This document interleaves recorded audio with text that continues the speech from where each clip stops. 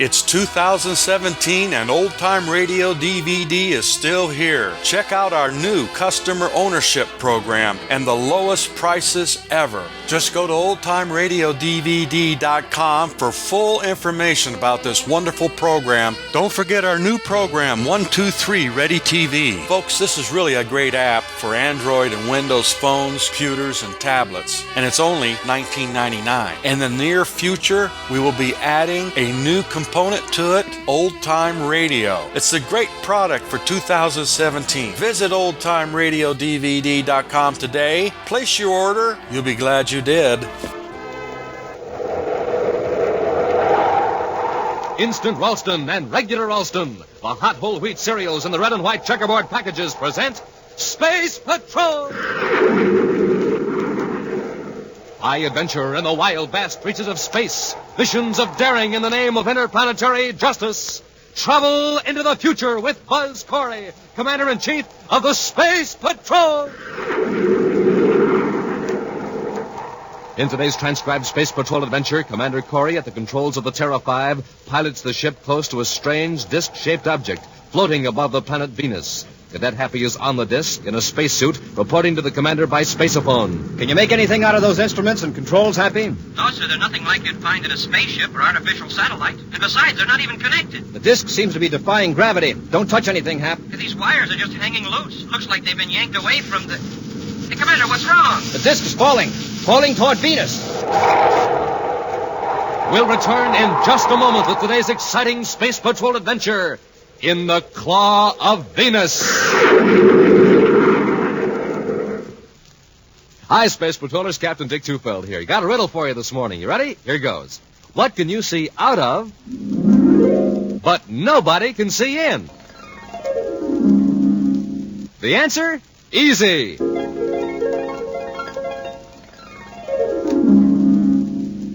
The new sensational Monoview Outer Space Helmet. It's a whole foot high, slips on right over your head, and rests on your shoulders. Yes, sir, it's a neat, complete disguise. And wait till you get your first look through that special one-way eye plate. It's like magic.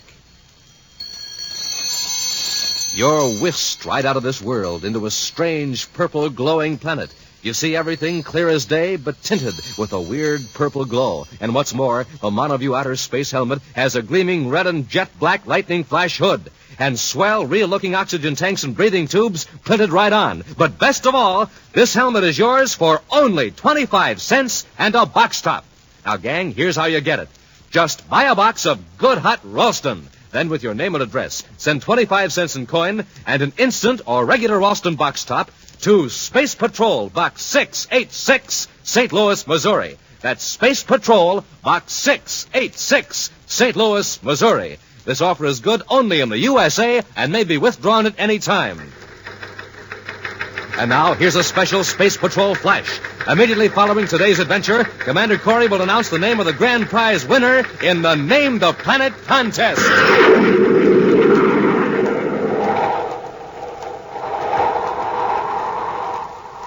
And now, today's Space Patrol adventure in the Claw of Venus. Commander Corey's space battlecruiser, the Terra 5, skims low over the mountains of the planet Venus. Controlled by Cadet Happy, sensitive infrared beams reach through the heavy, dark mist to feel the shapes of the craggy peaks below. Toward the east, eerie blue flashes of lightning signal the approach of a storm. With his eyes on the viewscope screens and a bank of instruments, Buzz Corey threads the needle-nosed ship through its hazardous course. We're nearly there, Happy. The probe beam should be picking out Sharn's tower any minute now. We sure got a break from that storm, sir. We'll be right on top of him before he knows we're coming. Unless one of his men tipped him off. Even if they did, he wouldn't have time to dispose of the stolen Zolanite. I hope not. But to prove our case, we've got to find more than 5 pounds of Zolanite on Sharn's premises. 5 pounds? Well, 100 pounds were stolen from Saturn. I know, but Zolanite is so rare that the government knows the location of every bit of it. Not counting the stolen supply, of course. Well, then Sharn has 5 pounds of it legitimately. That's right. Well, Commander, isn't that a tower up there ahead on the side of the mountain? That's it, Hap. After we land, we'll not lose any time getting out of the ship. If Sharn does have the Zolanite, we're in for trouble. Near the summit of a mountain, Sharn's tower rises into the mist, dwarfing 2 squat stone buildings huddled at the base. In the top chamber of the tower, Gaston Charn barks instructions to his assistant, Richard Durant. Durant, did you hear what I said? What was that, Sean? I said 10,000 volts. What's the matter with you today? Oh, it's that storm. I don't like working here in this kind of weather. It makes me nervous. Afraid of thunder. I thought you were supposed to be a scientist. It's not the thunder, it's the lightning. And here we are in this tower with all this apparatus. 10,000 volts, Mr. Durant, if you please. All right. 9250, 9500, 9800. Look out! It's too much. I warned you, the circuit's overloaded. Well, put in a heavier coil. What's that? It's a spaceship. It's landing. I told you we'd get into trouble. How do you know we're in trouble? Look, it's a space patrol ship. The Zolanite. We'll have to hide it. How can we hide it? It's already inside an Endurium shield welded to an Endurium platform. But, Sean, what'll we do? Go down and meet them. Keep them out of the tower if possible, and try to keep that guilty look off your face. They probably aren't looking for Zolanite anyway. But what if they are? I know my rights, Durant. You just keep your mouth shut and let me do the talking. Hurrying down to the living quarters in one of the low buildings adjoining the tower, Gaston Charn hastily spreads several technical books on a table and then settles himself in a chair in an attitude of leisurely concentration. A moment later, Durant greets Buzz and Happy and leads them into the study. Well, gentlemen, this is a welcome break in a monotonous day. Sit down, won't you? No, thanks. Your name is Sean, isn't it? Yes. And you must be Commander Corey by your insignia. Yes. I'll get right to the point, Sean. I have a warrant from the Venus Justice Department authorizing a complete search of your premises. I'm afraid I don't understand, Commander. A search? What for? Sean, 100 pounds of Zolanite was stolen from the government freight depot at Saturn City. 100 pounds? Well, I didn't know there was that much Zolanite in the universe. How much do you have here? Oh, about 5 pounds. Happy, hand me the Zolanite detector. Yes, sir. Here you are. Now, let's see what we can pick up.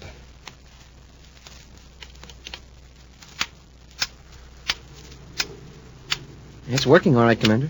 Of course it is. 5 pounds of Zolanite is enough to set up quite a reaction. It's true. It could be 5 pounds 20 feet away or 100 pounds 400 feet away. How about it, Sean? Can you move 20 feet and produce your Zolanite? Perhaps the storm has some confusing effect on your detector. Very unlikely. Judging by the indicator, we'll find some Zolanite up in your tower. Let's have a look. Cut the detector half. Come on, Sean. Very well, if you insist. You and Durant lead the way. Very well. Through this door, gentlemen.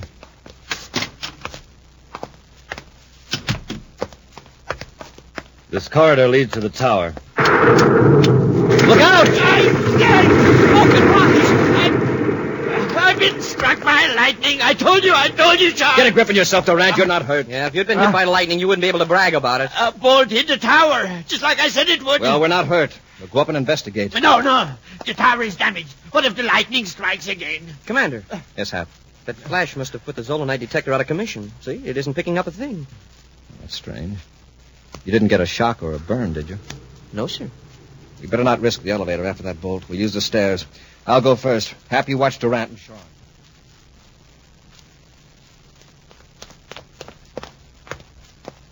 The lab is right through that door, Commander.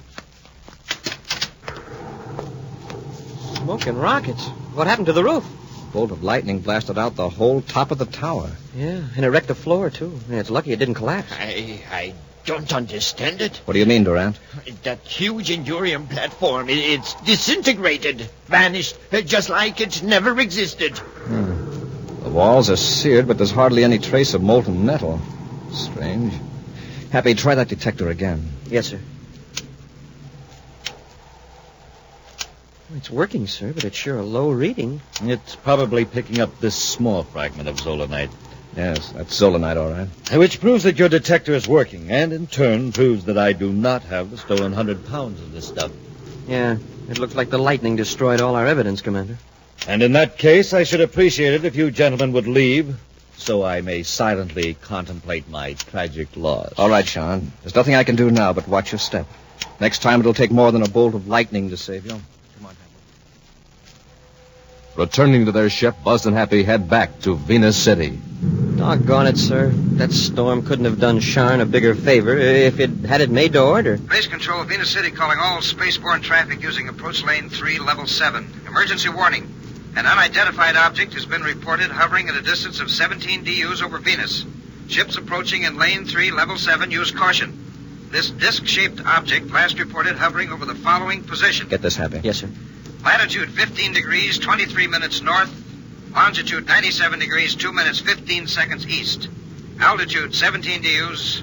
Space Control, Venus City out. I wonder what it is, Commander. Whatever it is, it should be removed. Have you checked its location on the chart, Hap? I'll have it in a second, sir. It's just about here. That's right near us. Yes, sir. Turn on the space phone, Hap. Right. Commander Corey aboard Terra 5, calling Space Control, Venus City. Commander Corey to Space Control, Venus City. Space Control, Venus City, go ahead, Commander. I'm checking on your report of this unidentified object. What's being done to remove it from the space lane? Nothing as yet, Commander. Colonel Yeager is waiting for a report from Space Platform Observatory number 2. They're trying to identify the object. You said it was disc-shaped. How big is it? About 20 feet in diameter and quite thin and flat.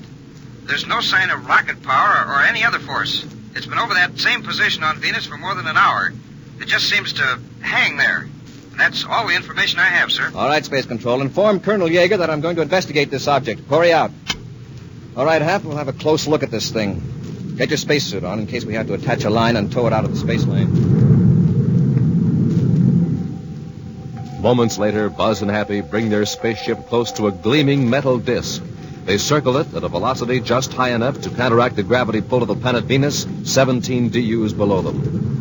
I wouldn't have believed it if I hadn't seen it. It's not under power. There's no sign of any rocket burst. It's certainly unmanned. Yeah, the disk is too thin for anything larger than a dog to be inside it. I wonder what that stuff is on top. Some sort of electrical equipment, maybe? What's it connected to? See those cables dangling? Commander, since I've got my spacesuit on, why can't I board that disk and examine it? Oh, all right, Hap, but watch your step. Skillfully, Buzz matches the velocity of his ship to that of the strange disc as Happy stands in the airlock with the outer hatch open. Carefully, Buzz maneuvers the Terra 5 closer to the disc, and Happy crosses over. I made it, sir. I'm on the disc. Remember, Hap, this isn't outer space. If you slip here, you go down, and 17 DUs is a long way to fall. I'll be careful, sir. I'll drop back so I can see you better through the nose port.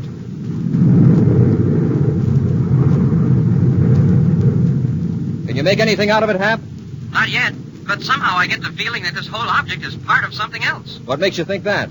Well, the bolts and brackets on the disc. It looks like it had been fastened to something and pulled loose. And these controls, they're nothing like anything you'd find in a spaceship or artificial satellite. And besides, they're not even connected. Well, don't touch them, Hap. Never can tell. These wires are just hanging loose. It looks like they've been yanked away from... Hey, Commander, what's wrong with the ship? You're moving away. It isn't the ship, it's you. The disc is falling toward Venus. We'll return to Space Patrol in just a moment.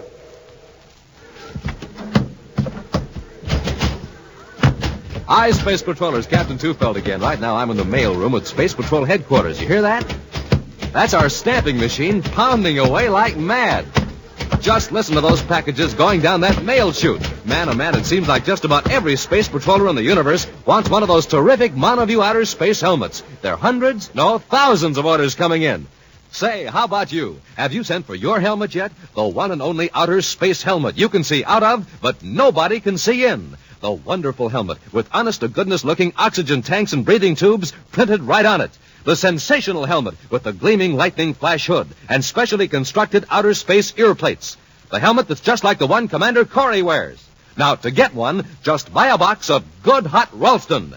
Then, with your name and address, send 25 cents and an instant or regular Ralston box top to Space Patrol, Box 686, St. Louis, Missouri. That's Space Patrol, Box 686, St. Louis, Missouri. Now, Space Patrollers, if you've already sent away for your Monoview outer space helmet, you may have to wait a few extra days. You see, we've been getting so many orders, the Space Patrol mailroom is swamped and working overtime to get them out. So you better hurry now, because this offer soon ends. Send for yours today. And remember, stand by, Space Patrollers, for the name of the grand prize winner in the Name the Planet contest in just a few minutes. And now, back to our Space Patrol adventure in the Claw of Venus. Returning from the remote mountain laboratory of Gaston Shane, who's suspected of stealing a supply of rare, valuable minerals, zolanite, Buzz and Happy rose high above the surface of Venus to investigate a strange disc-shaped object that unaccountably remains suspended over one position on Venus. Donning his spacesuit, Happy stepped from the airlock of the Terra 5 onto the disc to examine it. He touched a dangling piece of wire. There was a flash, and the disc sharply responded to gravity, falling toward Venus, carrying Happy with it. As Commander Corey hastily maneuvers the spaceship, Happy drops away with rapidly increasing velocity. Happy, can you hear me? Yes, Commander. I'm going to try to get you off that disc before you fall into the Venus atmosphere.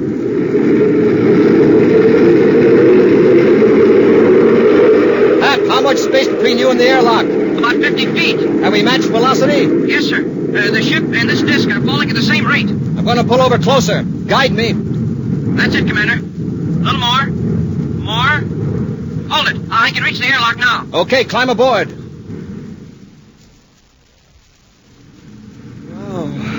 We're going to have to pull out of this trajectory, and I'm going to try to take the disc with us. Apply magnetic holding field. Yes, sir. It's in the field, sir. We've got it. Hope we can hold it on a sharp pull-out. It's an awful strain on the hull of the ship. I'm afraid it's too late. Seems a shame to cut it loose. Check the infrared viewscope, Hap. See where the disc will land if it continues this trajectory. Yes, sir. It'll land in the Venus Sea, or along the coast, somewhere in the Gartoga Mountains. Commander, what's that? I just turned on the zolanite detector. Something must be wrong. There's no zolanite around... Hey, on the disc. Right. We'll try to make the disc land where we can recover it again. Cut magnetic holding field. We'll track it in the viewscope and see where it falls. Keep it centered, Hap, while I level off. Yes, sir. I don't get it, Commander. Zolanite out here on that disc? Well, how did it get there? Remember that hole in the roof of Sharn's tower? Yeah, the lightning. Wouldn't you say that hole was the same size and shape as the disc? Why, yes. Then that disc was in Sharn's tower. It's the Endurium platform Durant said was disintegrated. Oh, that's why we didn't see any molten metal. The whole platform shot up through the roof. But, well, what made it stay suspended 17 DUs above Venus? The tremendous voltage in that bolt of lightning produced some peculiar effect on the zolanite. And it nullified gravity. It's the only explanation. It maintained the momentum of Venus's rotation on its axis, but soared upward till it reached a point of equilibrium. A new force. Wow. Think what that'll mean to space travel. Hey, we've got to recover that disc and have some experts check it. Yes, but first I want two particular experts to check it. The men that accidentally discovered this new force. Sharn and Durant? Right. When they see the viewscope microfilm of that disc and learn where the object landed, I think they'll get just a little bit... Several hours later, Sharn and Durant sit watching the Interplanet News telecast. Announced the strange disc-shaped object that has been hovering over Venus has crashed. Turn that up, Durant. Yes, sure. The pilot of a space patrol ship sent to investigate the gravity-defying disc reports that the object suddenly descended toward Venus, landing on the coast of the Venus Sea in the Gartoga Mountain region. Because of the difficulty of recovering the object, the Space Patrol will delay further investigation for several days, pending the arrival of a team of experts from Saturn. Now, here is a portion of viewscope microfilm taken from the Space Patrol ship sent to investigate the disc. Look, Durant. You recognize it? It's the Endurium platform from the lab. This is the mysterious object that now lies in the area known as the Claw of Venus. And now, items from the universe of sports. Cut it Today off. in Mercury Stadium. I've got to act quickly, Durant. What do you mean? We've got to get to the Claw of Venus and recover the zolanite before those Space Patrol scientists get there. But sure. Don't argue. You realize we're the only ones in the universe who know that zolanite can neutralize gravity? I don't like it. It's dangerous. Don't be a fool. We can control high voltages. Quick now. Get some cutting tools. Then we'll blast off for the Claw of Venus. Miles away, where huge breakers of the Venus Sea batter at the bluffs, a gleaming disk of Endurium lies embedded in shattered rocks on the shore. In a small cave nearby, two men in Space Patrol uniforms wait patiently. Think they'll fall for it, Commander? I think they will, Happy. Not only to get the zolanite back, but to protect themselves. Sharn knows that if we find the zolanite, we can prove this Endurium platform came from his lab. I hope they come pretty quick. Tide's coming in. In a few hours, this will all be underwater, including the disc. Yeah. Hey, Commander, you hear that? It's a ship. Coming in for a landing on top of the bluff. Must be Sharn. From their vantage point in the cave, Buzz and Happy watch Sharn and Durant make their way down the steep cliff and start to work. What did we lug that electro-welder down here for? When we get the solanite out of the container, I want to seal things up a little, just to confuse the experts. Well, I'm in favor of getting the zolanite and heading back to the ship. The experts will know this disc has been tampered with just from the marks of the atomo torch. They might think the metal was fused by air friction in the fall. After all, it dropped 17 DUs. All right, Sharn, Durant, drop those tools. Corey! Happy, take Sharn's blast gun. Yes, sir. And give me that atomo torch, too, Sharn. Why, of course. Here. Why, you... Slug them, Durant. Sharn, let go of that torch. Come on, Durant. Run for the cliff. We come this far. Let's finish them They're off. still conscious. Corey's got his ray gun. Come on, keep behind the rocks and run for the cliff. Halt! Stop where you are. Halt! We're safe. Up the cliff to the ship. You've still got your blast gun. We can pick them off, then get the zolanite. Why use a blast gun on Corey and the cadet when we can get the same results another way? Halt! When we're past that first ledge, we'll blast the cliff with the gun. That'll leave Corey with a perpendicular wall to climb. Hurry, Durant.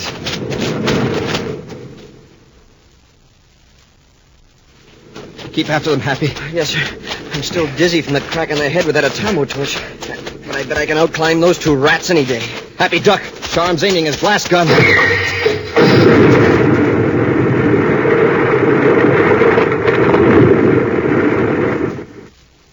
Now, Corey, let me see you get out of that. Smoking rockets, Commander. Look what he did. He blasted that overhanging rock. And there's no handhold, no foothold. Just a sheer cliff. And there they go, the rats. Commander, what are we going to do? The tide's coming in. We can't scale the cliff, that's certain. In a few minutes, the waves will be smashing us back against the cliff. We don't have a chance. Wait, I think we do. A long chance, but it's worth a try. Come on, let's get to the disc. To the disc? Yes. Do you remember what you touched up there when the disc started to fall? Well, yes, sir, that broken wire dangling from the panel. I accidentally brushed it against the endurium, and there was a flash, and I felt like I was going down in a fast elevator. Apparently, you discharged electricity that was stored in the zolanite circuit. A charge that made the zolanite resist gravity. Now, if we could restore that charge, perhaps the disc would rise again. But, Commander, what can we charge it with? There's an electro-welder Sharn left behind. That generates considerable current. As much as a bolt of lightning? No, but perhaps we don't need that much. Well, it's worth a try. It'll mean taking the electro-welder apart with the atomo torch and rewiring it to the connections on the disc. Let's get to work. Swiftly, Buzz and Happy work with the tools. Then, as the surf begins to surge around them, Buzz makes a final connection and they stand in the center of the endurium disc. All right, Happy. Take it easy. Start the electro-well generator. Very low at first.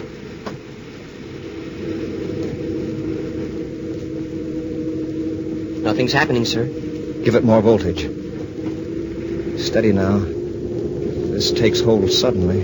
Maybe the circuit was wrecked when the disc landed on the rocks. Hey, it's beginning to move. I can feel it.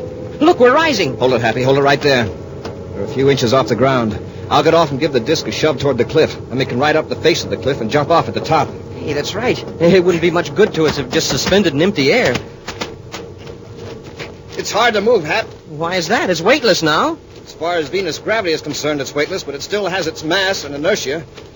Now it's moving toward the cliff, sir. The inertia will carry it the rest of the way as we ascend. All right, Happy. Increase the voltage slightly. Here we go, sir. Hold her steady, Hap. We're rising fast enough.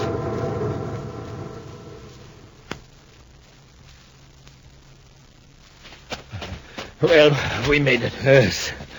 I wonder if Corey's got his feet wet by now. Let's walk down to the edge of the cliff a ways. We can't tell from here. All right. After all, we should shout goodbye before we blast off. Why shout? We're right here. No. Let's get him, Hap. It'll be a pleasure.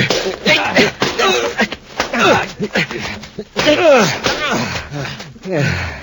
I think that'll take care of him. Frankly, I'm sorry it's over so soon. I guess they don't have much fight left after that climb. Oh. How did you get up the cliff? On your gravity disc. You worked the gravity disc? That's right, Sharn. The idea came to the commander like a flash of lightning. An action preview of next week's exciting Space Patrol adventure in just a moment. Smoking rockets, I must be getting space happy. I'm seeing double again. Hey, who are you guys anyway? A couple of twin giants from Jupiter or twin space pirates from Pluto? Well, we can see you, Cadet Happy. Yeah, clear as day. Yeah, but I can't see you. I know. Because you've got your Monoview outer space helmets on. Pretty neat, huh? Got oxygen tanks printed right on our helmets and big red lightning flashes on the hood. Pretty keen? You betcha. More than a foot high. Covers up our whole heads. Nobody can tell who we are. Yep, you're real space patrollers, all right. Sure are. But jumpin' Jupiter, who are you anyway? Oh, come on, tell me. I'm Space Patroller Johnny Smith reporting, sir. Space Patroller Johnny Smith here, sir. Well, you guys sure had me fooled, that's for sure. And say, Space Patrollers, how about it? Why don't you send for your own swell new Monoview outer space helmet? You know, you just buy a box of good hot Ralston, then, with your name and address, send 25 cents in coin and the instant or regular Ralston box top to Space Patrol, Box 686, St. Louis 1, Missouri. That's Space Patrol, Box 686, St. Louis 1, Missouri. Get going right away, today. And now, Space Patrollers, here's the big news. In just 2 seconds, Commander Corey will tell you the name of the grand prize winner in the Name the Planet contest. Commander Corey here. The name of the grand prize winner, the space patroller who wins my giant rocket clubhouse with a big motor truck to pull it and $1,500 cash is... Ricky Walker. Ricky Walker of 315 Wagner Street, Washington, Illinois. Congratulations, Ricky. And Space Patrollers, be sure you're listening next week for more exciting news about the winners of the Name the Planet contest. And now, a preview of next week's exciting Space Patrol adventure. At the end of a secret cavern on Saturn's 8th moon, a strange spaceship waits for the precise instant to blast off. Buzz and Happy, helpless at the point of a deadly heat gun, are forced down the cavern toward the ship. Hurry up, both of you. There isn't much time. Listen to us, Zobanek. These people or creatures or whatever they are, they've got some hold over you. Sure, Zobanek. You'll be sorry the instant the ship blasts off. I know what I'm doing.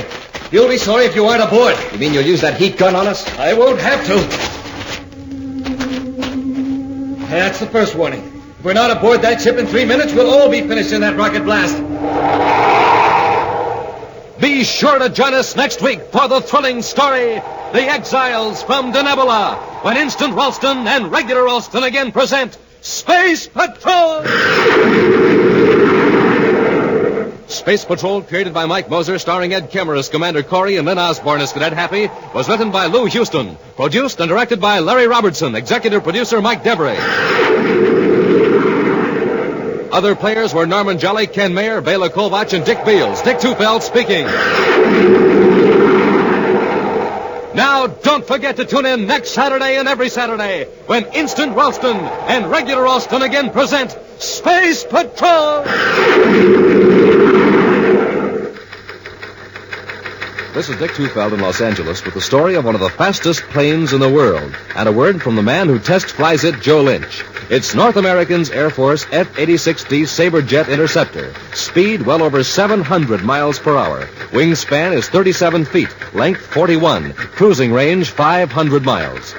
Now, by special tape recording made at International Airport, the well-known test pilot of the Sabre, Joe Lynch. The D is a one-man interceptor, so when you fly it, you're really on your own. That's why I see to it that I'm in good condition all the time. And one way to stay in good condition is by eating a good breakfast cereal like Rice Chex or Wheat Chex. They're just packed full of energy, and they taste well. I think you'll like them, too. No other cereal, puffed or flaked, contains so much nourishment in such concentrated bite-sized form. So take a tip from Joe Lynch, George Welch, and other top test pilots. Make your cereals Rice Chex and Wheat Chex. Be sure to see another exciting Space Patrol story in your local ABC television station. Consult your local newspaper for time and channel. This program is broadcast to our armed forces overseas through the worldwide facilities of the Armed Forces Radio Service. Space Patrol came to you transcribed from Hollywood. This is ABC Radio Network.